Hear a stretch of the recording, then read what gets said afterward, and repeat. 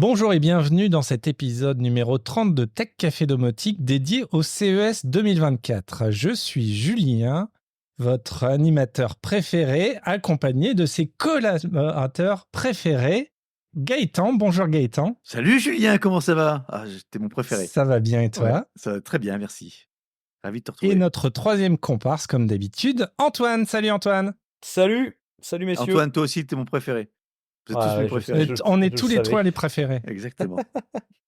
Et c'est Ouais. bien, je l'ai bien dit. Hein. Ouais, non, mais c'est bien, c'est parfait.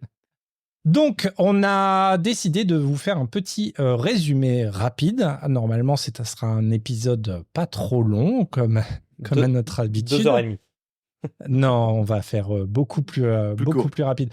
Pour vous parler un petit peu des nouveautés domotiques Smart Home de ce CES 2024. Alors, vous avez peut-être déjà vu un petit peu dans tous les articles que vous avez pu lire sur les sites spécialisés. Mais on voulait quand même vous en parler et avoir mon avis, puisque moi, j'ai eu la chance de pouvoir y être sur place. Mais avant de parler du CES, on va parler de l'actualité domotique. Alors, il n'y en a qu'une. C'est la une. Elle est assez récente, elle date de quelques jours. C'est l'arrivée de Home Assistant dans CarPlay. Alors, on va pas vous expliquer ce que c'est CarPlay, etc. Donc, c'est un petit peu une nouveauté, moi je trouve, qui est pas mal, puisque on va récupérer pas mal de raccourcis qu'on aura déjà programmés au sein de son application Compagnon. On va récupérer aussi les scènes, mais aussi l'accès aux pièces de sa maison qu'on aura définies pour piloter les différents appareils des pièces. Alors, Petite remarque Gaëtan, ouais. je crois que tu avais un Exactement. petit grief par contre. Un petit grief, c'est-à-dire que Home Assistant donc, est arrivé sur CarPlay, donc je dis parfait. J'ai fait la mise à jour de Home Assistant sur mon iPhone. Je vais dans ma voiture, je vois Home Assistant qui apparaît donc sur CarPlay. Je dis fantastique. Premier truc, c'est dit ok, je vais dedans et je vais augmenter ou baisser mon chauffage. Et là, point de chauffage. En fait, dedans, vous n'allez pas retrouver les cartes que vous avez chez vous. Vous n'allez pas retrouver tout l'ensemble. Donc, il va falloir effectivement préprogrammer peut-être certaines scènes ou certaines choses spécifiques à CarPlay ou devoir personnaliser certaines actions que vous voulez faire dans votre voiture que vous ne feriez pas chez vous et inversement. Ce que je veux dire par là, c'est que c'est pas en fait Home Assistant tel que vous le voyez sur votre tablette ou votre ordinateur ou votre smartphone qui apparaîtra sur votre voiture. Malheureusement, c'est pas le cas. Ce qui est logique par rapport à la philosophie de CarPlay. CarPlay, aujourd'hui, c'est quelque chose de très, on va dire, résumé pour Minimaliste, merci, par rapport à la sécurité routière. Donc, il n'est pas question que vous ayez 36 000 trucs, que vous ayez accès à vos caméras, à vos vidéos et quoi que ce soit. Donc, ça peut se comprendre. Je pense qu'entre la première version qui vient de sortir et puis les prochaines évolutions, il y a un peu de marge de progression. Mais l'idée est pas bête du tout que dans votre voiture, vous puissiez à un moment donné dire, OK, j'arrive chez moi, dans une demi-heure, vas-y, tu m'allumes, je fais un scénario, je suis en train de rentrer, donc le chauffage, tu ouvres le portail, tu fais chauffer l'eau du café, j'en sais rien, n'importe quoi, bref. Donc il y a de quoi faire. Il y a des bonnes idées et ça évite de manipuler le téléphone dans la voiture ou de passer via Siri qui, de temps en temps, fait un peu ce qu'il veut comme il peut. Ouais, alors pareil, comme c'est trié par actionneur, tu as tout, et ça c'est toi qui le disais, Ouais. tu as tous les boutons Tous les actionneurs. que tu as définis, tu sélectionnes pas comme tu peux le faire sur Homebridge, etc. C'est-à-dire que moi, les actionneurs apparaissent tous. Donc, quand je dis un actionneur, par exemple, quand vous avez une prise connectée, dedans, il y a un actionneur. Quand vous avez, qu'est-ce que j'ai vu passer? Enfin, des trucs qui n'ont rien à faire en tant qu'actionneur, vous n'utiliserez jamais en tant qu'actionneur, mais comme il est considéré comme un actionneur, donc tout apparaît, toutes les actionneurs, les actions, les actionneurs apparaissent et ils sont par ordre, je crois que c'est alphabétique. Donc, si vous voulez chercher juste votre prise ou votre ampoule, c'est imbitable. Enfin, si vous avez beaucoup d'objets connectés, pour l'instant. Donc, l'idée par rapport à ça, c'est peut-être de refaire certaines scènes spécifiques.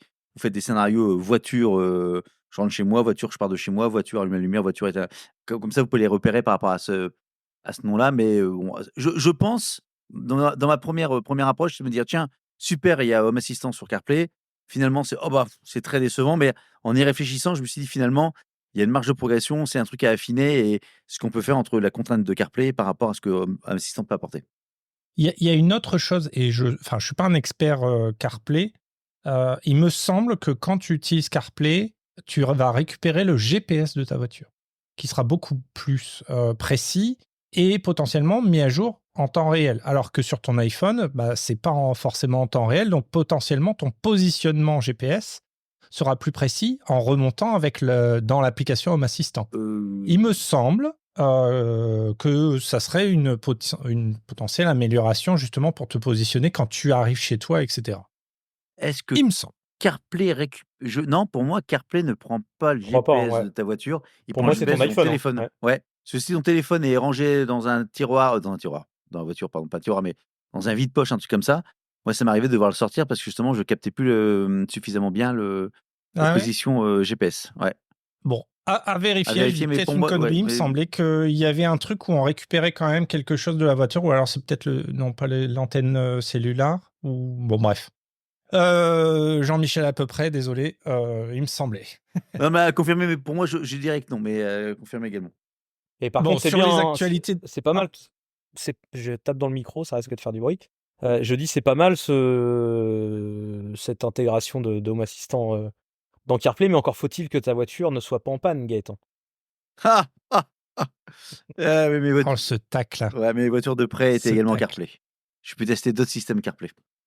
Ah pour le bien. Alors, sur l'actualité pure domotique, on s'est arrêté là puisqu'on en parle un peu plus avec justement le dossier. On a quand même nos actualités personnelles domotiques pour vous donner un petit peu l'état des lieux de ce qu'on a fait depuis la dernière émission. Moi, depuis, j'ai décidé d'abandonner Node-RED progressivement. Puisque je me suis aperçu que Node-RED dans Home Assistant, qui permettait de faire pas mal d'automatisation complexe, Oui. c'est beaucoup plus simple maintenant dans Home Assistant. Ils ont vraiment amélioré ça. Et je trouve que c'est beaucoup plus rapide. Par exemple, les détections de mouvements qui allument la lumière, c'est plus rapide dans un scénario automation de Home Assistant qu'en passant dans Node-RED. Donc, je pense que je garderai les trucs vraiment très complexes dans Node-RED et les trucs beaucoup plus simples comme de la lumière et tout, dans Home Assistant. Voilà, Parce que- ça c'était mon constat. Parce que tu étais très content de Node-RED. Je me souviens quand tu l'avais installé et que tu avais commencé Oui. à t'amuser avec, tu étais plus que enthousiaste par rapport au truc, par rapport à la solution et par rapport à ce que ça apportait.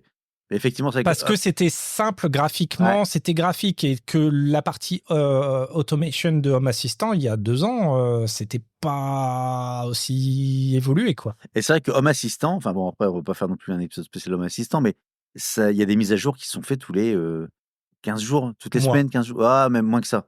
Enfin, je fais beaucoup de mises Oui, à jour. enfin les mineurs, mais Enfin, ouais, ouais. vraiment les fonctionnalités, c'est tous les mois. Enfin, il y a vraiment des choses qui bougent en permanence, quoi. C'est ça que je veux dire. C'est pas la barbe. Ah, c'est surtout qu'on a l'impression qu'il y a une grosse hype. Il y avait déjà, mais aujourd'hui, clairement, on voit tout le monde basculer sous Home Assistant, hein. Ça devient. J'ai vu que ça en devenait même presque une private joke un peu dans la communauté JDOM et compagnie où j'ai regardé 2-3 trucs l'autre jour là-dessus et c'est ce que je voyais, quoi. Tout le monde était en train de dire ah, JDOM, aïe, tout le monde migre chez Home Assistant, quoi. T'es toujours sur JDOM, toi? Non. Ah. J'en ai toujours un qui tourne. J'ai toujours un JDOM qui tourne sur un Raspberry qui est toujours branché. Mais comme on va y venir dans mon actualité domotique du moment, justement, je me suis plongé dans Home Assistant. Je me suis plongé à fond dans la hype Home Assistant. Voilà, je suis faible. J'ai été influencé par tous ces influenceurs domotiques. Et j'ai réinstallé un Home Assistant, hein. Je l'avais installé il y a déjà un petit bout de temps, hein, suite aux super épisodes qu'on avait fait là-dessus et qui avaient donné envie à tout le monde. Donc je l'avais installé et voilà, j'ai tout été craché, hein, depuis le temps, évidemment. Donc j'ai réinstallé ça proprement et je me suis remis dedans sérieusement et c'est vrai que c'est cool. C'est assez cool. Alors je maîtrise pas encore tout, hein, je compte sur vous, les experts Home Assistant, ici présents ce soir pour certainement me filer un coup de main sur 2-3 trucs, mais j'avance à tâtons. Et tu l'as installé Donc, sur quoi? Sur un Raspberry? Sur un Raspberry, ouais. Sur un Raspberry, pour Ok. l'instant, ça marche comme ça. À terme, je verrai si est-ce que je le mets sur mon NAS ou à voir. Ok. On verra comment ça évolue, mais effectivement, ça a l'air assez cool. J'ai commencé à faire un petit design spécifique pour mon iPhone, et ça, c'est des trucs qui se font hyper simplement, quoi. Contrairement à JDOM où c'était quand même, fallait déjà commencer à tripatouiller pas mal de trucs, rien que pour se faire un petit design et un dashboard et compagnie. Et là, en quelques minutes, je me suis fait un truc déjà sympa, en intégrant 2-3 trucs que je voulais, quoi, de prioritaire. Parfait. Autre chose? Donc c'est Pour toi? assez cool. Pour ton actualité? Autre chose, pas grand chose. J'ai décidé de virer les Kojoko, que Alors, est-ce que ça s'intègre vraiment dans la domotique? Un peu quelque part, c'est un objet connecté on en a déjà parlé, qui te donne la conso instantanée de la maison et arrive à analyser un petit peu tout ce qu'on consomme dans la maison et arrive à nous trier tout ça, nous donner un peu de stats et de data pour nous dire ce qu'on a surconsommé ou pas. C'est très bien, sauf que moi je l'avais pris pour tester au début, je m'étais dit je le prends quelques temps pour le tester quelques mois avec l'abonnement, ce que j'aurais pas dû faire, j'aurais dû l'acheter directement, puisqu'aujourd'hui j'en suis pas loin d'avoir mis dans le prix de l'abonnement la totalité du coût d'achat. Donc j'ai décidé d'arrêter là, ils m'ont fait une offre pour le garder, il faut que je paye un peu plus cher et ils me gardent la caution et compagnie, donc au final c'est pas intéressant. Et j'ai très envie de tester le NR-Link, le petit boîtier à la mode là. Donc Gaëtan a d'ailleurs fait une excellente vidéo là-dessus. Merci. Et voilà, et en plus il y a la prime énergie là qui est assez facilement Ouais, quasiment pour tout le monde, ouais. qu'on peut assez facilement avoir, voilà. Et au final, pour un billet de 50 balles, on a ce petit boîtier qui a l'air assez cool. Ouais, qui fait un peu le même job. Par contre, Qui fait le même job, ouais. je te dévoile un petit peu mes tests depuis ce matin. C'est qu'en fait, j'ai mis l'EcoJoco et le NR-Link l'un à côté de l'autre. J'ai plus de 1000 watts de différence de conso. Ah, Alors, d'accord. Ouais, Attention au fait que ce soit pas des watts, alors justement, et des volts-ampères. exactement. En fait, le NR-Link est branché donc sur le Linky avec la petite prise. Donc, en fait, ce sont des volts ampères. Et le EcoJoco, moi, il est branché, enfin, il est collé. Donc, il vient c'est une sorte de pince ampérimétrique qui n'en est pas une, Ouais, qui va se mettre au-dessus du compteur, un peu comme toi aussi, je suppose, c'est au-dessus ça, du ouais. compteur électrique. Bon, donc déjà, les deux relevés de données sont pas exactement les mêmes. Par contre, ce que j'ai remarqué, c'est que la différence entre l'un et l'autre, quand je dis il y a 1000 watts d'écart, c'est quand ça consomme beaucoup. Par contre, quand c'est dans le talon, je suis pas à 1000 watts d'écart. En fait, c'est une sorte de prorata de différentiel. Mm. Donc, il faut que je fasse un peu plus des tests pour là-dessus. Et je pense que j'ai toujours pas fini d'installer ma prise un peu ampérimétrique, pardon, Shelly, pour avoir en fait un juge de paix concernant les 3 systèmes. Quel est lequel dit vrai? Je ne saurais jamais rien, mais lequel paraît correspondre à quelque chose de plus cohérent, quoi. Voilà. Il y a une règle, et ça dépend du cosinus phi de ta maison pour passer des volts-ampères Du cosinus au phi? watt. Ouais. Oui. Parle pas On me de tes demande cours pas, de physique du lycée, non? Alors, me demande pas plus de détails, parce que moi, je ne l'ai pas appliqué. Je sais que j'ai un ami, on en a pas mal parlé, mais le cosinus phi, justement, c'était un truc qui était à mettre pour passer des volts ampères en watts. D'accord. Bah, c'est Donc, moins tu 0, regarderas 0 le moins cosinus phi. ouais, c'est moins 0,047 22 0096 25. Bon, après, le 1000 watts, 1000 de différence, ça fait beaucoup. En plein pot. C'est-à-dire qu'en plein pot, moi, mon référentiel, c'est que je suis à 9 kVA comment ça s'appelle, d'abonnement. Et donc, j'ai la voiture, quand elle se charge, elle va compléter la consommation pour atteindre le palier de 9 kVA. Donc, en gros, 9 kVA, si je fais en côte mal taillée, très mal taillée, j'arrive à 9 kWh. Dans l'idée. OK, dans l'idée. Et en fait, l'un me dit 6, l'autre me dit 9. Enfin, 6 et demi, quoi. Donc voilà, j'ai commencé à mettre l'un à côté de l'autre, parce que quand j'ai testé le NR-Link, le but, c'était pas de tester par rapport à EcoJoco, c'était pas le but du tout. Et je voulais pas, c'était toujours le produit enfin, bref, vous verrez la vidéo. Et là, je me suis dit, tiens, je vais regarder les deux, parce qu'en EcoJoco, je voudrais quand même en parler un petit peu. Et quand j'ai mis les deux à côté, je me suis dit, tiens, il y a un sujet, il faut que je creuse un peu. Bon, voilà. Bon, après, dans les deux cas, l'idée, c'est de se dire, l'un comme l'autre, que tu consommes 7, 8 ou 9 kWh, à la limite, tu t'en fous. Parce que, enfin, c'est en gros, est-ce que je consomme plus? Est-ce que je consomme moins? Où est-ce que sont mes pics de consommation? Et où est-ce que j'économise et comment je peux faire pour améliorer ma conso? Après, le référentiel, enfin, ça reste qui est un référentiel dans dans une unité de valeur que personne ne maîtrise. Enfin, ça te parle pas, 9 kilowatts ou 7 kilowatts, c'est pas, il y a rien de concret en face. Un non-électricien, voilà. Ouais, mais tu le vois pas visuellement, tu ne le vois pas, c'est ça que je veux dire. Ce que tu vois, c'est juste la facture à la fin, mais tu le vois pas avant. C'est juste ça mon propos. Bon, On est facturé en kilowatts. Donc. exactement. Bon, à tester, quoi. Gaëtan, toi, tu as changé quelque chose? Bon, en dehors du NR-Link avec l'histoire de mon test, oui, j'ai dégagé la Netatmo, la caméra Netatmo présence, ça s'appelle extérieure, c'est la présence? Oui. Ouais, c'est la présence, ouais. Ouais, Ouais, présence, c'est ouais. welcome, ouais. Ouais. Présence. Donc la caméra, on en a parlé plein de fois en disant que c'était super, etc. Puisque j'avais pas mal de déconnexions, j'avais pas mal de problématiques elle se connecte plus, la lumière qui s'allume plus. Donc j'ai mis ça sous le compte de la caméra est arrivée en fin de vie depuis plusieurs années, ça fait 5, 6 ans que je l'ai, 7 ans.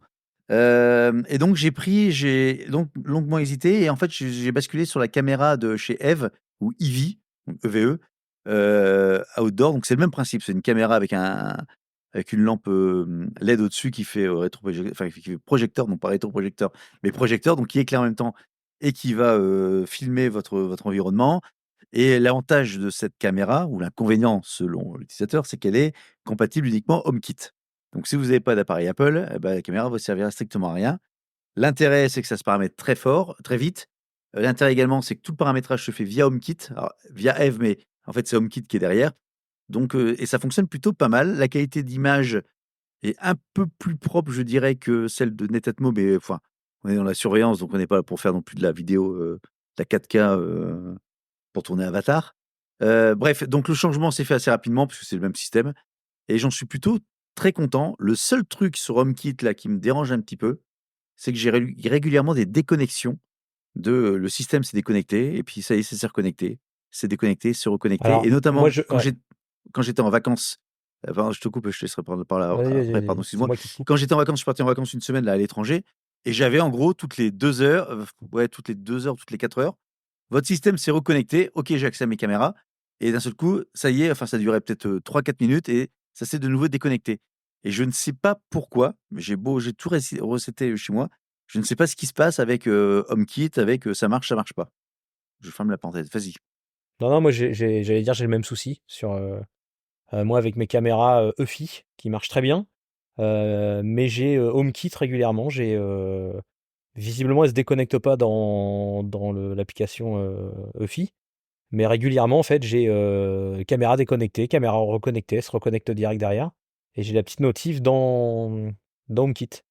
Et de ce que j'ai lu, il y a pas mal de gars qui ont des problèmes comme ça. A priori, il y a des gens qui ont résolu ça alors ça revient au bout d'un moment, mais de temps en temps, ils déconnectent en fait le concentrateur de chez toi, donc qui doit être en L'Apple TV majorité Apple TV ou le ou HomePod, HomePod, ouais. Apple TV, Ouais. iPad. Ouais, ouais. Alors apparemment, les HomePod mini posent beaucoup de soucis avec ça, de ce que je lisais. Ils sont hyper buggés à ce niveau-là, de ce que j'ai lu. Et donc, ouais, quand tu es sur une Apple TV, il paraît que des fois, de temps en temps aussi, il faut la couper, qu'elle redémarre électriquement. Et apparemment, tu plus de soucis pendant un petit bout de temps. Ouais, c'est ce que Donc, j'ai vu, parce qu'après derrière, ouais, enfin, ce que j'ai fait, mais c'était chiant, ouais, enfin, et c'était ouais, pas, ouais. donc moi j'avais la caméra, donc Eevee là, qui était signalée comme déconnectée, donc c'est HomeKit pur, et j'avais également la EFI qui était à l'intérieur, qui me disait également déconnectée, donc en même temps. Donc en fait, c'était pas la caméra en tant que telle qui posait problème, c'était vraiment le système complet Ouais. qui se foutait Mais par contre, quand tu as en vrac. ça, tu vas sur ta caméra, elle fonctionne. Ah En gros, non, c'est ah une. non, non, Ah non, ouais, j'ai pas non. accès. Ah non, c'est-à-dire quand c'est déconnecté, je n'avais pas accès. En gros, l'idée, pour tout vous dire, c'était la semaine où il a fait très froid, il y a neigé en France, et je voulais voir la quantité de neige qui était tombée chez moi pendant que j'étais au bord de la piscine en train de siroter un cocktail. C'était juste mon petit délire, et je n'avais pas accès à la caméra. Tant que j'avais pas le truc, ça y est, ça s'est reconnecté. Donc quand ça s'est reconnecté, j'ai accédé à la caméra, j'ai vu la neige, j'ai pris une photo de home screen, et puis voilà, mais ça durait, allez, 5 minutes. Et après, de nouveau, c'est déconnecté. Et ça fait ça toute Ouais, la non. semaine. Ah non, moi, quand j'ai les déconnexions, en fait, c'est vraiment HomeKit qui déconnecte. Mais réellement, a priori, en gros, c'est le pont entre HomeKit et le système EFI qui perd la com, je sais pas. J'en ai tellement eu marre, c'est que j'ai viré les notifications dans HomeKit de ce truc-là. J'ai plus les notifs, donc ça doit se déconnecter en tâche de fond derrière, je le vois pas, mais même quand je le voyais déconnecté, le temps que je me connecte dessus, que j'aille voir, les caméras étaient déjà reconnectées en fait. Et ce que je lisais là ces jours-ci, c'est que c'est un problème assez récurrent sur pas mal d'appareils dans HomeKit, de micro-coupures comme ça, et c'est une histoire de concentrateur visiblement Oui, qui enfin, c'est un foutrait la sujet merde. là-dessus, clairement. Mm. Et j'avais accès à rien d'autre, hein. Il y a pas que les caméras, c'est tout le reste, c'était marqué «Ne réponds pas».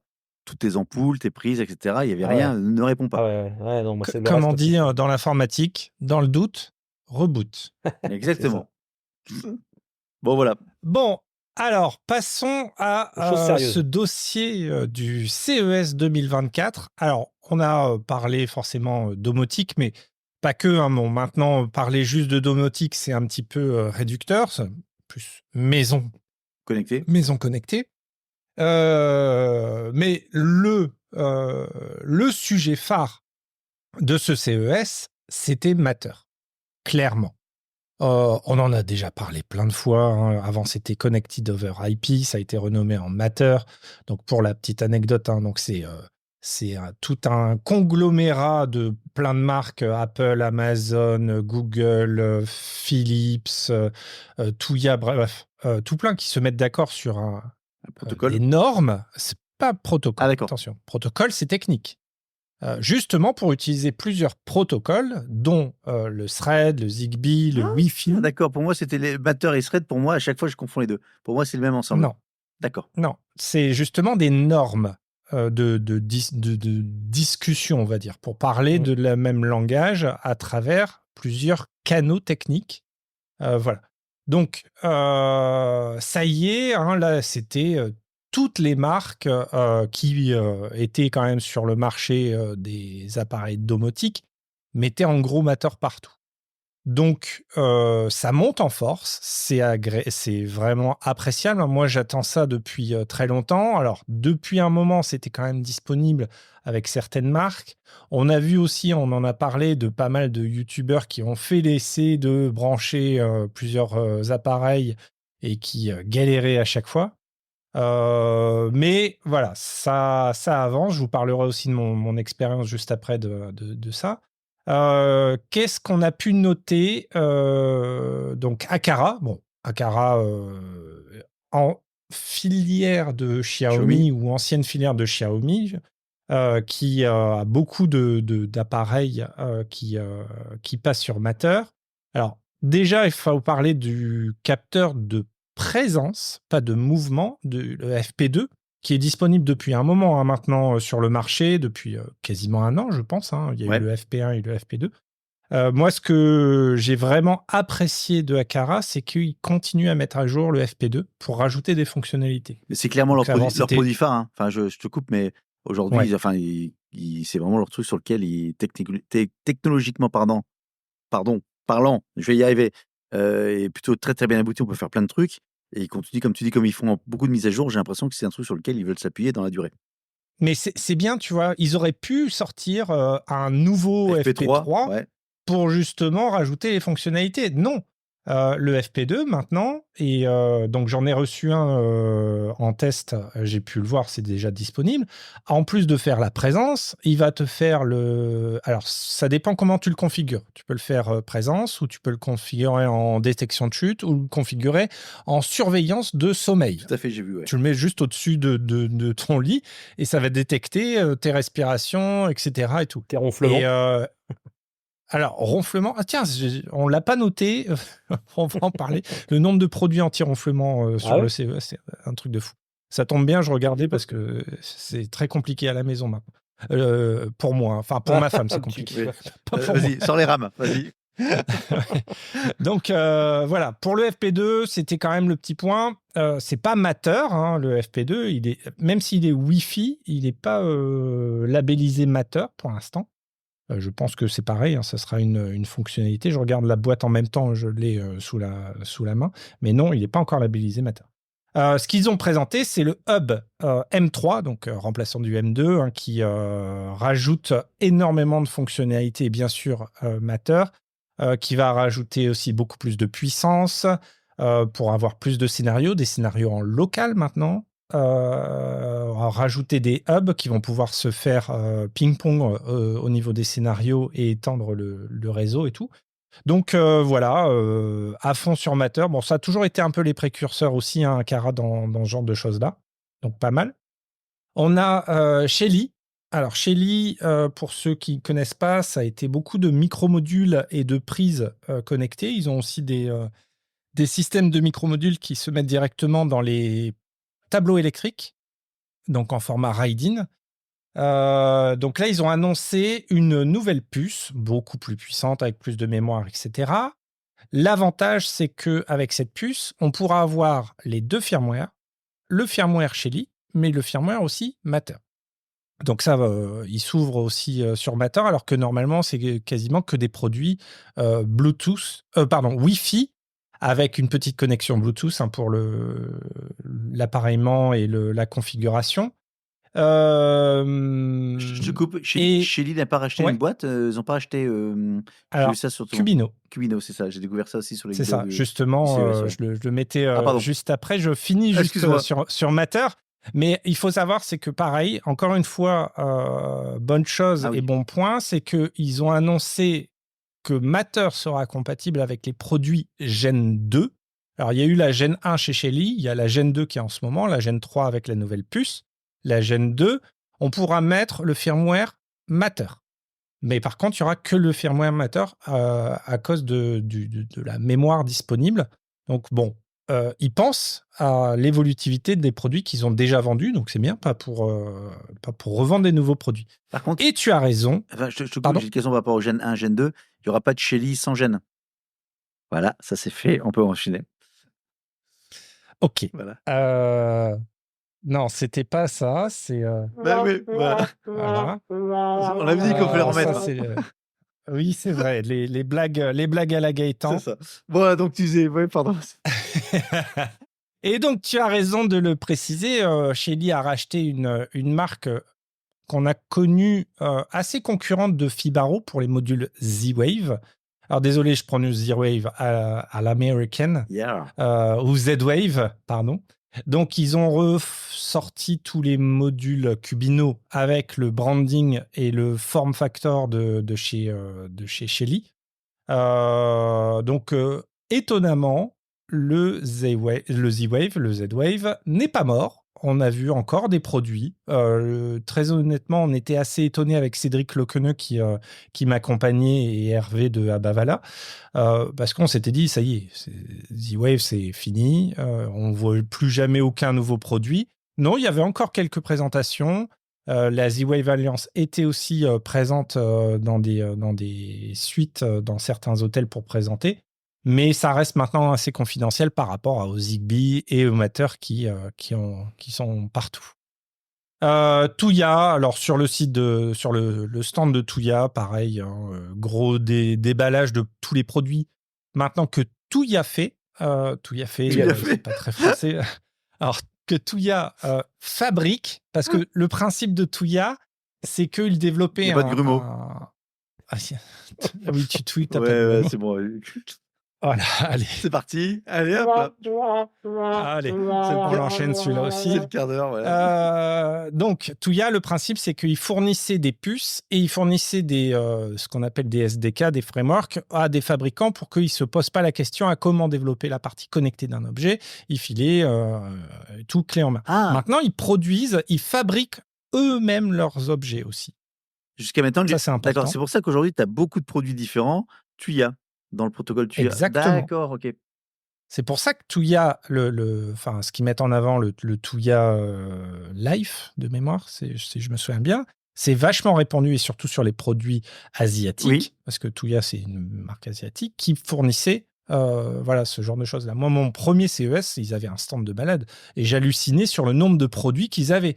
Et je comprenais pas. Je fais comment ils font pour développer autant de produits. Mais en fait, non, ils développaient pas les produits, ils développaient la partie connectée Ok. qu'ils revendaient. Ça marche. Donc forcément du Matter aussi, hein, des grosses affiches partout, etc. Goovy, on en a parlé, je crois en plus Oui. dernièrement avec des nouveautés de produits, surtout pour Noël, les guirlandes connectées, les rubans LED, etc. Du Matter, en veux-tu, en voilà, avec tous les nouveaux produits et c'est bien mis en avant. Et enfin, Nanolife. Alors Nanolife qui a été une des premières marques à sortir du Thread, qui était compatible après Matter, continue à sortir des produits. Nanolife, c'est l'espèce de panneau là au mur, là, c'est ça À la base, oui. Tu as tu as les panneaux, tu as des ampoules, maintenant tu as des guirlandes, plein de choses. J'ai dit Matter en force et un peu de montée en force. On est encore quand même loin, moi je trouve, de La promesse. l'état de l'art, de la facilité d'intégration et de potentiel d'intégration. Donc je trouve que c'était quand même un peu timide parce que tout ce qu'on a pu voir, c'était sur des produits qu'on connaît, en fait. C'est-à-dire les prises, les ampoules, la lumière, rien de très révolutionnaire. Et ça, il faut aussi justement se ramener à la norme de Matter. Et là, la norme 1.2, parce que c'est surtout la 1.1 qui a été développée sur les produits, la 1.2 qui vient d'être publiée, c'était aux alentours de octobre, c'est là où on va commencer à avoir des nouveaux produits. Alors, nouveaux produits. La liste des produits qui sont dans la 1.2, c'est tout ce qui est réfrigérateur, les clims, les lave-vaisselle, les lave-linges, les aspirateurs robots, détecteur de fumée, monoxyde de carbone, qualité d'air, purificateur d'air et ventilateur. Normalement, c'est avec ça où on va, justement, la norme va dire, bah voilà, un réfrigérateur, ça se présente comme ça a tel type de caractéristiques et tel actionneur, etc. Et ça, bah, il n'y a rien eu de présenté au niveau de ces produits-là, Matter, forcément. On attend encore à ce que les fabricants se lancent dessus. Donc, si on peut espérer encore une révolution sur Matter, bah, ça ne sera pas encore avant au moins 1 an. En tout cas, sur les produits un peu plus exotiques que juste nos prises et nos lumières. Oui, c'est ce que si je te suis bien, aujourd'hui, moi, je suis équipé en domotique avec des prises, des lumières, etc. Tout fonctionne. J'ai aucun intérêt à changer ces ampoules pour des ampoules Matter ou des prises Matter. Donc, ça fonctionne aujourd'hui, c'est intégré. Il n'y a rien de neuf sous le soleil. En dehors du protocole qui serait un peu plus facile à intégrer, mais tant que ça fonctionne, j'ai pas de. Non, effectivement, il n'y a aucun intérêt si vous êtes déjà équipé, ça n'a aucun intérêt. En plus, si vous êtes déjà équipé, vous avez déjà foutu les mains dans le cambouis, j'ai envie de dire. Matter, il est là aussi pour faciliter l'intégration. Donc, c'est des QR codes, un peu comme sur Apple HomeKit, mais ça n'existait pas, on va dire, chez les autres écosystèmes, où on scanne des QR codes et ça s'intègre beaucoup plus facilement. Ce qui est possible aussi avec Matter, c'est dire, j'ai une passerelle SmartThings. Alors, SmartThings, c'est la domotique de chez Samsung, qui est très, très peu présent en Europe. Alors, aux États-Unis, c'est un truc de fou. Hein. Le SmartThings aux États-Unis, au CES, on a vu des trucs de malade mental. C'est impressionnant. Donc, par exemple, tu as une passerelle SmartThings, tu as une passerelle Google Home, par exemple. Bah, eux vont pouvoir parler entre eux, sans forcément devoir réappairer tous tes appareils SmartThings avec Google Home, etc. Ouais. Logiquement, c'est aussi ça la promesse. C'est tu as plein de passerelles, elles vont parler entre elles. Et donc, se réexposer les appareils entre elles. Donc, si tu as un concentrateur maître, entre guillemets, tu vas vouloir avoir tout concentré, tu pourrais, et tout. Home Assistant, par exemple, pourrait récupérer des produits venant d'autres passerelles. Ok, clair. Voilà. Donc voilà, ça c'était un petit peu le bilan de Matter. C'est positif. Mais peut faire mieux. Mais peut mieux faire. Peut mieux faire, ouais. Ça ressemblerait un petit peu à nos bulletins. C'est ça. Ouais. A des capacités, mais se laisse sur ses acquis, se repose sur ses acquis. C'est ça. Ça ne fait rire que les deux cancres. On voit que Antoine était sûrement un bon élève. En fait, j'ai une coupure de son, donc j'ai pas entendu les 5 dernières secondes. Tu écouteras le podcast pour entendre la blague. Voilà, purement domotique. C'est terminé. Rien de mirobolant. Alors c'est ça aussi, c'est que on a peut-être un peu tout vu. Il y a rien qui est sorti du lot en nouveauté. En tout cas, pas de grand coup de cœur pour moi cette année au CES. Ouais, on n'est pas au bout des innovations, mais on est à un tournant, je pense, où il n'y a plus de grosses innovations en ce moment. Non, mais ça déjà depuis un moment. Moi, j'étais. Sur la domotique, tu avais un peu d'IA quand même. C'est comme c'est truc très à la mode. Tu as vu quelques produits IA domotique? Tu fais bien de le dire, effectivement, de l'IA partout. Alors, du chat GPT partout, de l'IA, ça c'était... Même sur le PQ. Alors, sur la partie domotique, c'était Matter et de l'IA. Mais sur le reste des produits, toute gamme confondue, c'est de l'IA partout. Et ça, c'est effectivement de la folie. Bon, forcément, avec ce qu'on appelle le LLM, maintenant, donc tout ce qui est ChatGPT, les langages naturels, fait que ça avance beaucoup. Et ça, on en a vu partout sur plein d'autres produits. Alors, Aqara, j'en ai parlé dans le hub M3. Ils ont intégré justement ce genre d'intelligence artificielle pour dire tous les jours, allume-moi ma lumière quand j'arrive chez moi, blablabla, etc. Logiquement, la promesse, c'est qu'on va pouvoir lui parler et lui dire sa phrase et il va comprendre ça et traduire ça et créer un scénario. D'accord, ok. Ça serait bien. Et c'est ça ce que j'attends. Alors, on en avait parlé éventuellement de faire un épisode dessus. Un épisode sur c'est quoi nos attentes justement sur les chats GPT et les LLM dans la domotique. Mais clairement, c'est ça. C'est m'adresser à mon système domotique comme je parle à n'importe qui et pas devoir être bloqué à être sûr de la syntaxe de Google, de Siri, de Alexa. Voilà, comme ça, j'ai déclenché tout le monde. Et parce que voilà, moi, je le sais, ma famille ne sait pas exactement c'est quoi les bons mots-clés à actionner. Donc ça, c'est vraiment l'attente. J'ai pas vu tant de choses que ça. Beaucoup plus sur... voilà, on intègre de l'intelligence artificielle et puis en fait, on sait pas trop ce que ça fait derrière. Ok, market. Mais bref. Oui. Bien sûr, du marketing à fond, hein, ça, c'était pour tout le monde. J'ai vu quand même certains produits qui sont très, très intéressants, notamment pour les professionnels, des choses qui, c'est sous forme d'une carte de crédit quasiment, avec une batterie qui va enregistrer ta conversation téléphonique ou pendant une réunion, qui va retranscrire tout ce qui s'est dit, qui va faire un résumé, qui va faire un mind map de ta réunion. Ah bien. Et ça, alors je suis en contact avec la marque justement pour faire un petit test. C'est Ploud qui fait ça avec du chat GPT justement pour ça. Bon, à voir un petit peu sur est-ce que les discussions professionnelles peuvent partir dans le chat GPT pour faire une réunion. Alors ça, c'est le genre de fonctionnalité qui existe avec Copilot chez Microsoft. Ouais, j'allais dire, voilà.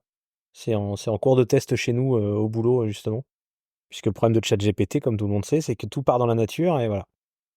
C'est la grosse problématique aujourd'hui. Et visiblement, Copilot fonctionne très très bien. Il y a des choses apparemment. Avec ChatGPT. Derrière. Le problème, encore une fois, c'est si ton employeur ou ton client n'active pas ce genre de choses-là, tu ne l'as pas. Alors que ce genre d'appareil-là, avec le consentement, si tu as besoin de le demander, tu peux l'activer n'importe quand, même pour une simple conversation. Donc voilà, c'était le petit produit AI que j'ai bien aimé, moi. Revenons quand même sur ce bilan. Du Suez. Et on a pas mal parlé de surveillance. On avait même fait un épisode spécial sur la surveillance de la maison. Tout à fait. Des caméras, moi, j'en ai sélectionné une seule. C'est la marque Reolink qui propose une caméra avec deux capteurs et ça permet d'avoir une vision à 180 degrés, donc qui est quand même une plage de vue impressionnante en 4K.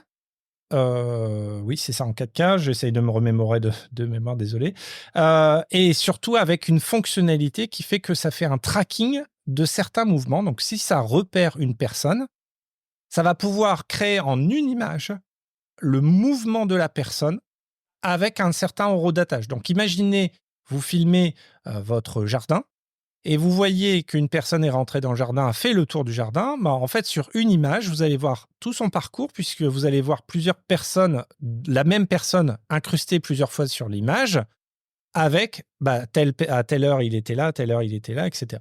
Donc, pas mal sur de la surveillance, à voir un petit peu sur ce que ça va donner en vrai. Encore une fois, c'était la démo du CES. Donc, il y avait du monde dans le jardin. Il y avait effectivement du monde dans le jardin. Alors ça, j'en reparlerai un peu plus tard puisque je l'ai reçu. Je l'ai reçu il y a 2 jours, donc on va tester ça, voir un petit peu si effectivement ça tient ses promesses là-dessus. Maison connectée toujours, et là on va parler d'un produit pour les passionnés. C'est pas nouveau, c'est tout ce qui est mangeoire et nichoir connectés avec caméra. Alors ça fait rire, je vois Gaëtan puisque ça fait rire les oiseaux. C'est pas un produit phénoménal. Moi, alors, pourquoi c'était là Pourquoi c'est là? Parce que moi j'étais étonné du nombre D'oiseaux. de Ah non, c'est ça. l'offre qu'il y a sur le marché. Autant j'avais déjà vu un produit il y a très longtemps, mais c'était un produit, là il y en avait plein. Mais vraiment pas mal. Touya en avait sur son site, sur son stand, pardon. Donc Birdfee, qui moi je me suis arrêté sur le site parce que j'ai trouvé que leurs produits n'étaient pas que des mangeoires en plastoc. Il y avait aussi la version en bambou, d'ailleurs que vous pourrez voir sur mon réseau social Instagram et Facebook. Mais voilà, donc bon, ça c'est encore une fois pour les passionnés de la nature. Ça fait des photos, des vidéos des animaux qui viennent se nourrir ou qui viennent nicher dans le nichoir, et avec de l'intelligence artificielle, parce que forcément fallait y en mettre, ça refait la reconnaissance du type de volatile qui vient se nourrir. Donc si c'est une perdrix, une galinette cendrée ou un moineau, un faucon, Et voilà. question, alors j'ai une question par rapport à ça, est-ce que ça reconnaît le même oiseau? C'est-à-dire que tu as 2 galinettes cendrées qui viennent tous les jours, tu as Marcel Je ne et sais pas. Raymond, est-ce qu'il Bah, lui reconnaît donne des Marcel noms, et papa Raymond? Bah non, mais tu sais pas. Je ne sais pas, peut-être. Non, je ne pense pas jusqu'à ce niveau-là. Mais bon. Donc, bon, c'était mignon. Ouais, moi, Voilà, j'avais vu j'ai ça, vu mais le ça fait côté un mignon. bout de temps, effectivement, que ça existe, comme tu disais. Moi, j'avais vu ça plutôt en mode, c'est une start-up qui avait lancé ça. Et en même temps, la start-up, là, récupérait les datas pour faire tout un recensement de la population des oiseaux dans telle ou telle région. Et ils envoient aux Je sais chasseurs. qu'ils se servaient. Comment? Et ils envoient les datas aux chasseurs. Ouais, c'est ça. Hmm. Mais ouais, non, c'est un truc que j'avais vu, moi, plutôt dans ce sens-là. Et c'est vrai que j'étais surpris que tu nous as montré qu'il y avait effectivement énormément de produits de ce type-là cette année au CES. Ouais. Mais Pour qui, c'est vrai que pourquoi? ouais, mais justement, tu as raison, peut-être que l'idée derrière, après, c'est peut-être pas, c'est trop tôt, mais de dire demain, tu installes des nichoirs connectés un petit peu partout dans le monde, enfin, et tu te fais une cartographie des Mais types c'est ça. d'oiseaux que tu peux retrouver Et effectivement par région c'est exactement ce et qu'ils suivre avaient un fait. peu Ouais. l'évolution. Ouais, ouais. Ouais. Et ils revendent peut-être la donnée là-dessus, justement. Ça me fait penser, on parle des oiseaux. Je ne sais pas si vous connaissez la chaîne YouTube Les Frères Poulain, Ouais. Oui. qui font pas On en a mal déjà de parlé, ouais. DIY. Ouais. Hein. Ils avaient présenté justement un projet open source Ouais, ça qui, me lui, parle, ouais. n'utilisait pas les images, mais le son et le chant des oiseaux pour reconnaître les oiseaux. On installe ça, je ne me souviens plus du nom, on installe ça Cuicui. sur un Raspberry avec un micro, et ça permettait de recenser quels sont les oiseaux, le type d'oiseaux autour de nous. Et ça devient une base de données, effectivement, de recensement. Mm. Voilà, et puis le Batterie dernier... Batterie. Pardon ? Batterie. Batterie. Batterie. La dernière catégorie, puisqu'on en a parlé lors du dernier épisode, sur le solaire, c'est tout ce qui est batterie et solaire. Alors, oui, c'était présent. On a retrouvé les gros du marché, hein, et un petit peu de petits. Zendur, Blue Yeti, EcoFlow et Anker étaient là avec leur beau stand et leurs nouveaux produits. Voilà, nouveaux produits, rien de révolutionnaire, pas mal d'évolutions. Alors, il y a EcoFlow avec sa nouvelle Delta Ultra, c'est encore plus gros, plus mouse, et le nouveau Smart Home Panel, plus gros, plus mouse. Anker, c'était des nouvelles batteries des plus grosses. Blue Yeti, alors Blue Yeti, pour le coup, une petite nouveauté sur un système un petit peu modulable, puisque une batterie contenait 2 packs batteries, et ces packs batteries permettaient d'alimenter d'autres produits, notamment une glacière. Donc, c'est-à-dire que la glacière n'a pas de batterie, c'est un des modules de la batterie qui est amovible pour justement alimenter. Donc, ça, on va dire, ça permet une certaine modularité, et aussi peut-être sûrement un coût inférieur, puisque c'est la batterie qui coûte le plus cher. Donc, voilà. Bon, après, est-ce que c'est révolutionnaire? Pas du tout. Chez Zendur, c'était aussi sur des nouveaux... Alors ça, par contre, c'était pas révolutionnaire, mais c'est intéressant. C'est les micro-modules beaucoup plus importants, où on pouvait brancher beaucoup plus c'est bien ça. watts Ouais. en entrée, parce que de mémoire, l'EcoFlow, c'est 800 watts. C'est ça, ouais. Ça fait pas beaucoup. Donc là, on a monté à 1200. Ça veut dire que potentiellement, il y a encore de la marge de manœuvre pour augmenter. Donc ça, pas mal. Ça évitera d'avoir une multitude de micro-modules, etc. Et ils ont présenté aussi un un concept, c'est Zendur, en fait, ils ont des batteries qui sont empilables. Donc, eux, Oui. on recharge pas et on n'a pas de prise pour brancher autre chose, etc. C'est purement de la batterie pour la maison, merci du stockage. Et en fait, ils ont présenté un module qui viendrait au-dessus de ces batteries empilables pour justement transformer ça en batterie nomade avec des prises qu'on peut recharger sur une prise secteur ou alimenter d'autres produits. Donc voilà, c'est du modulable. Pourquoi pas? Encore une fois, rien de révolutionnaire. Alors j'étais aussi étonné, c'est que par rapport à l'IFA, on en avait parlé, l'IFA c'était des batteries partout. J'avais fait une vidéo un petit peu rigolote justement, avec batterie. Mais là, c'était moins. J'ai trouvé ça assez étonnant. On s'est posé la question avec Cédric et Hervé, pourquoi? Est-ce qu'il y a moins de marché? Je pense pas, parce qu'ils sont quand même bien implantés et tout. Jacques Herry, qui est une grosse marque là-bas de produits de nomades, avait un stand de folie avec une tente de toit solaire, avec un robot solaire et tout. Donc il y a un vrai marché, mais moins qu'à l'IFA. Voilà. Est-ce que l'électricité coûte moins cher peut-être là-bas aussi? Ou peut-être qu'ils en ont rien à fiche de Ou alors, quand ils l'écologie t'ont vu arriver aussi. avec ta vidéo de l'IFA, ils ont dit leur voilà, ils ont tout démonté, ils sont repartis en courant. Oh Non, mon Dieu. non, et puis ils mettent tellement de paquets sur plutôt la pub via les influenceurs et compagnie, ils ont peut-être pas besoin de s'afficher dans des gros salons comme ça. Je sais pas. On en voit tellement à droite à gauche. C'est les grosses marques qui fournissent les gros influenceurs. Donc, Ouais, moi, ce que j'avais vu à l'IFA, c'est tous les petits ouais, peut-être, Oui, ça, fabricants. oui, t'avais d'autres, ouais. Tout. Ouais. Bon, Ah, c'est peut-être ça aussi. L'IFA, c'était peut-être moins cher pour les petits fabricants de venir. Alors que le CES, ouais, ouais. à mon avis, le ticket d'entrée. Parce que le marché doit être voilà. très, très concurrentiel. Enfin, les marges, quand je dis les marges, j'en sais rien, mais quand tu vois le nombre d'acteurs aujourd'hui sur les batteries, connus et moins connus, c'est énorme avec les panneaux solaires. Hum. Donc, le marché est juste au début, donc c'est un peu la jungle. Et donc, les petits, effectivement, c'est moins évident d'émerger en termes de communication ou de visibilité. Quand tu vois, enfin, Anker, c'est un truc qui est connu depuis longtemps. EcoFlow, bon, on a déjà parlé. Blue Yeti aussi. Les Zendur, ils sont un peu du lot, mais enfin, ça va être compliqué pour d'autres de vivre et de survivre dans ce monde-là, sauf à trouver la formule magique et le produit qui va révolutionner le truc, un peu ce qu'a fait EcoFlow avec, avec il y a d'autres marques même très connues. Alors, je ne citerai pas parce que je n'ai pas le droit, mais à l'IFA, il y a une marque qui ne faisait pas du tout de batterie, mais plutôt des produits loisirs et vidéo, qui nous avait présenté leur batterie qui devait sortir en décembre. Finalement, elle n'est pas sortie. D'accord. Bon, je l'ai vu, le produit, et ils ne l'ont pas sorti en décembre. Peut-être ça a été repoussé, revu, etc. Et pourtant, donc, des très grosses marques d'origine chinoise avec un beau logo noir et blanc. Voilà, pour ne pas citer la marque. On était assez étonnés, quoi. Mais Ouais, donc d'autres arrivent sur le marché. C'est oui, que le début. il y a encore du Bah, monde de toute qui va façon, arriver sur le le marché, marché. il est Ça, c'est énorme. clair. Enfin, le marché, il est colossal.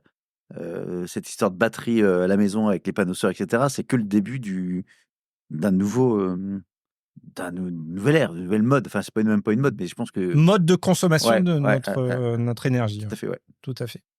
Ok. Et pour se terminer sur ce CES, est-ce qu'il y a des choses vraiment qui t'ont marqué toi, en dehors de tout ce que de descriptif, s'il y avait un souvenir, enfin, une chose à retenir par rapport aux années précédentes, comme tu en as fait plusieurs, c'est quelque chose qui t'a marqué, dans le positif ou le négatif, par rapport à ce que tu as vu cette année? Alors, le CES a bien changé. Moi, la dernière fois que j'y étais, c'était en 2020, juste avant le Covid.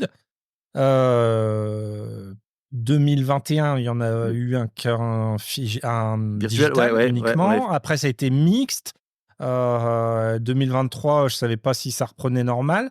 Là, ils ont repris. Ils avaient besoin aussi de monde quand même. Et je crois qu'il y a eu beaucoup de gens qui n'ont pas osé s'y présenter.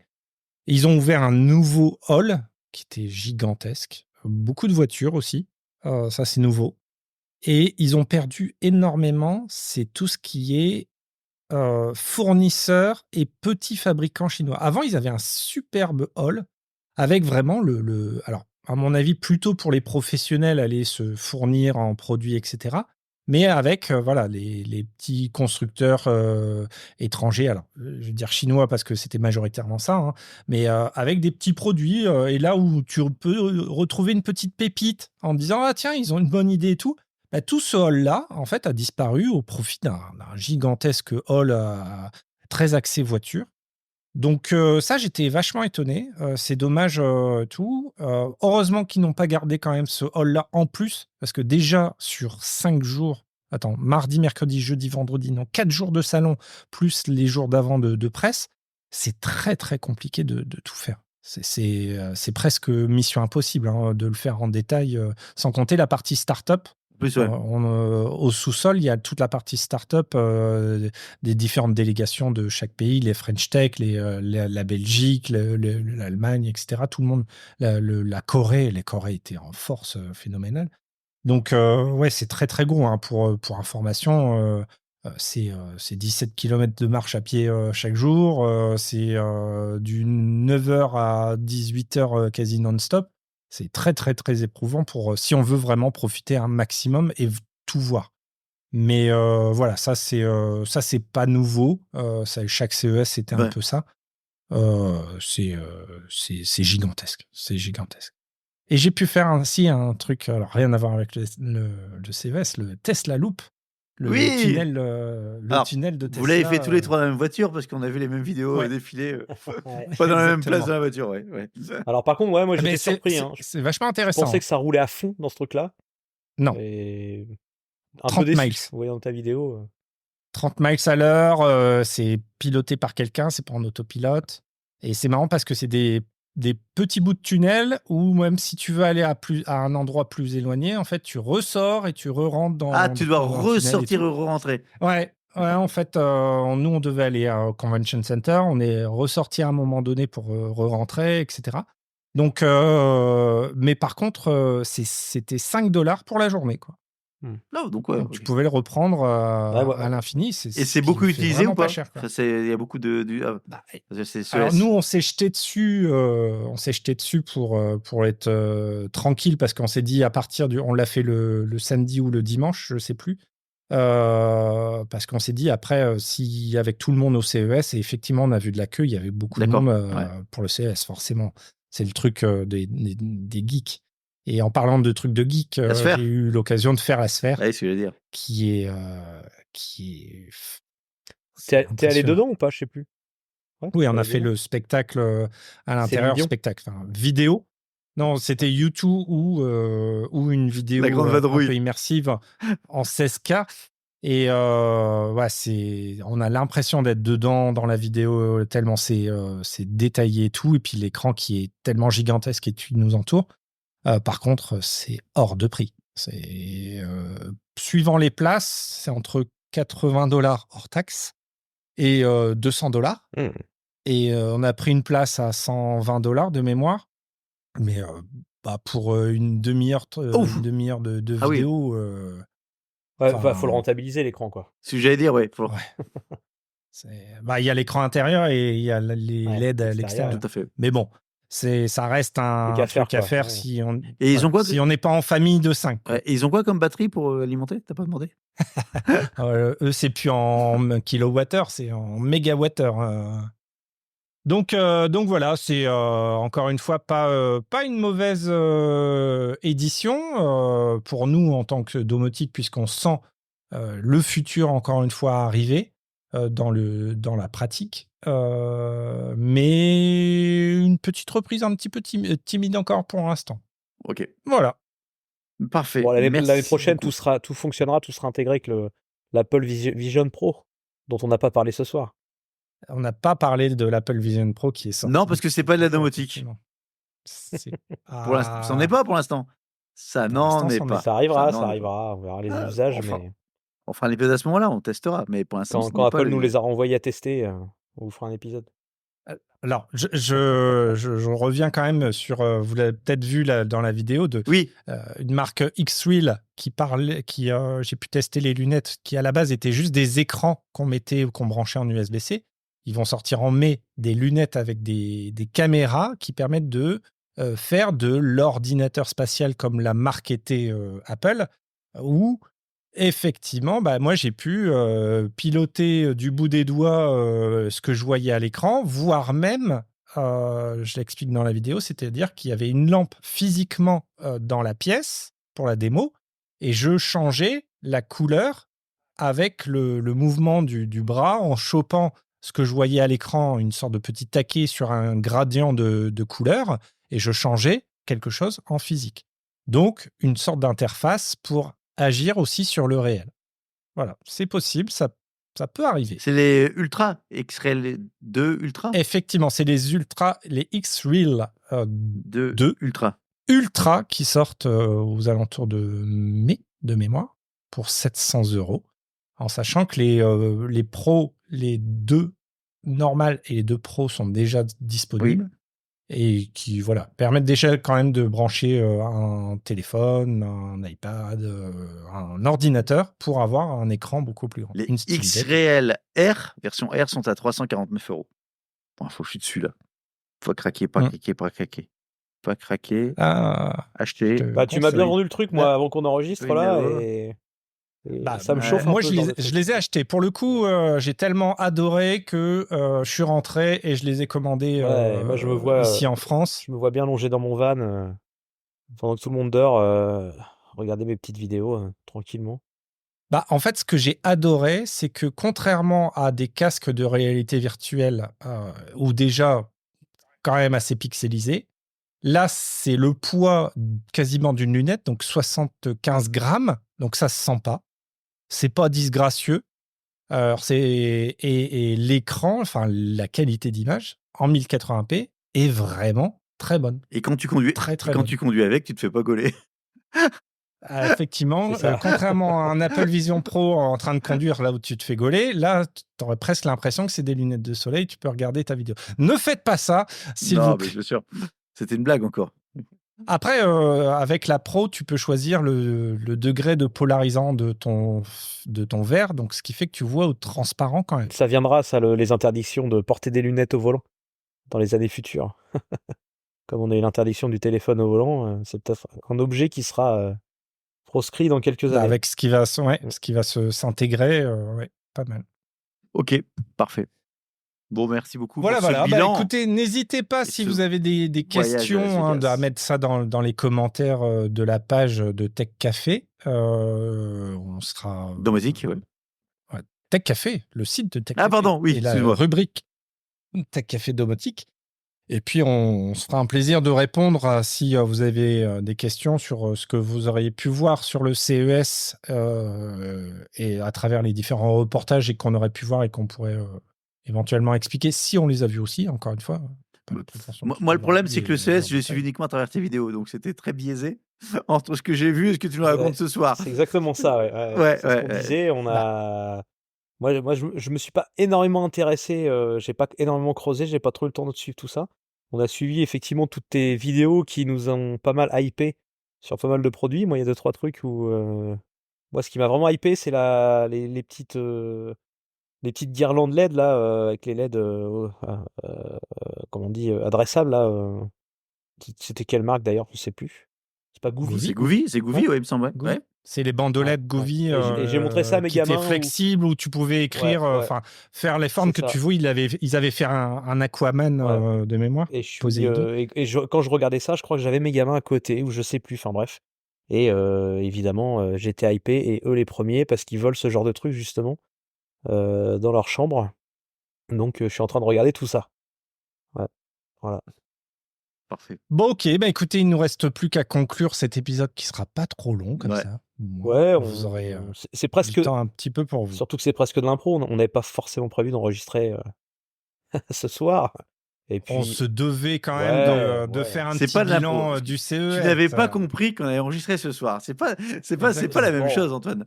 Je l'ai pas expliqué dans ce sens-là. Ouais. C'est marrant, hein, Gaëtan et moi, on avait bien compris. Tout comme c'est toi qui faisais le montage de l'audio pour la publication dans 2 jours. Ainsi que la vignette. Ça va être trop compliqué. Ouais, puis maintenant, les vignettes, on a plus trop de soucis avec ChatGPT, c'est assez simple. Ok, ça marche. Bon, bah écoutez, on se retrouve bientôt. Comme d'habitude, hein, sur nos réseaux sociaux, Antoine The Walking Dead sur Instagram, Ouais. Gaëtan sur Côté Geek Instagram et aussi beaucoup de vidéos YouTube, hein, notamment sur J'en ai fait ton test de l'AirTag dernièrement. J'en ai fait 2 en 15 jours, je suis épuisé. Oh, fais attention aux claquettes. Ah, c'est ça, ouais. Bah moi sur le blog et puis des articles sont déjà en préparation comme je vous ai dit, hein, certains produits sont arrivés en test. Sur l'Instagram où vous verrez aussi les produits à arriver. Voilà. Sur le Flipboard est à jour. Ça existe encore, ça? Ouais, il existe toujours. Alors, Oui, j'ai été voir. Non, Joker. mais c'est vrai que il y a plus de grandes nouveautés, donc c'est vrai que on n'alimente plus forcément. Mais c'est vrai que dans l'idée, c'était pas mal comme. Quand je vois passer des news de concept. domotique, moi je les partage. Mais c'est vrai que ça fait un moment que je vois plus passer Ouais, moi grand-chose. j'ai perdu l'habitude de les partager. Ouais, Je vais essayer de penser à m'y remettre. Bon, voilà. Eh bien, écoutez, merci pour votre écoute à tous. Merci Gaëtan, merci Antoine. Merci, Merci à Julien, toi. pour ton partage. Bah oui. Participation. Et puis, on se retrouve bientôt pour un prochain épisode. Salut, Tout à fait. bye. Salut. À bientôt. Ciao. Plus. Salut.